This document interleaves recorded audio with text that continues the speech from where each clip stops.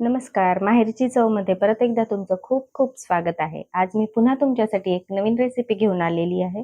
आपण आज करणार आहोत पत्तागोबीचे पराठे. रेसिपी खूप सिंपल आहे आणि साधी आहे. त्यासाठी मी हे छानपैकी पत्तागोबी घेतलेली आहे, धुवून घेतली आहे. हे हळद, हा ओवा आहे, हे जिरे आणि मोहरी, तिखट, हिंग आणि मीठ.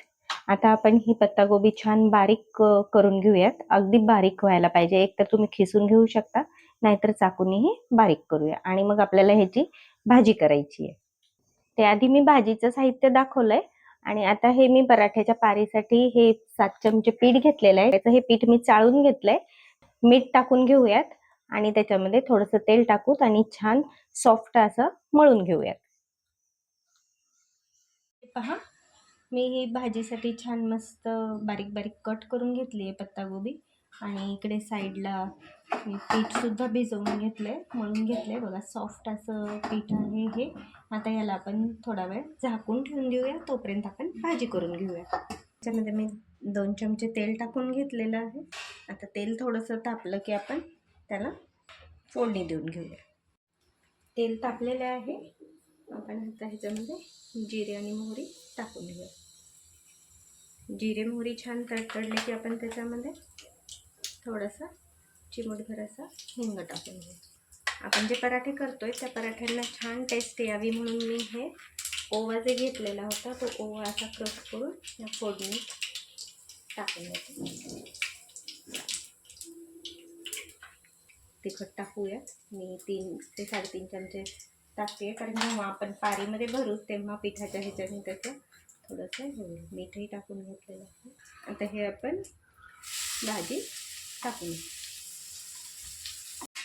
ही सगळी ह्याच्यात भाजी टाकली आहे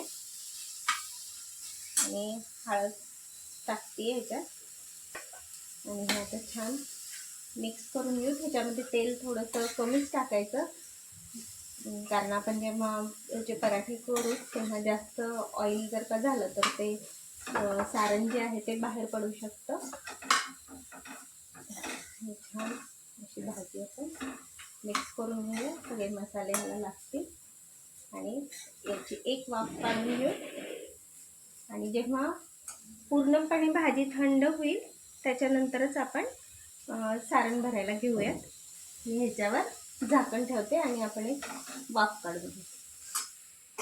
आपण पाहून घेऊया. बघा, छान मस्त भाजी शिजलेली आहे, छान सॉफ्ट झालेली आहे, सगळे मसाले छान मिळून आलेले आहेत. आता आपण गॅस बंद करू आणि ह्या भाजीला थोडंसं थंड होऊ आणि मग नंतर पराठे करूया.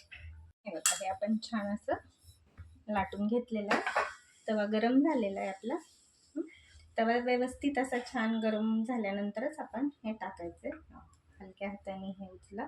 आता छान एक साईड छान झाल्याच्या नंतर आपण त्याला पलटून घेऊया. आता आपण ह्याला पलटून घेऊया. बघा, तुम्ही पाहू शकता किती छान मस्त हे झालेलं आहे. आता आपण ह्याच्यावर तूप टाकूया आणि पुन्हा हे दुसऱ्या साईडने परत टाकू.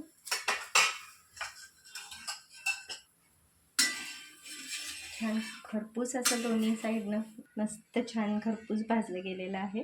आता आपण हे काढूया.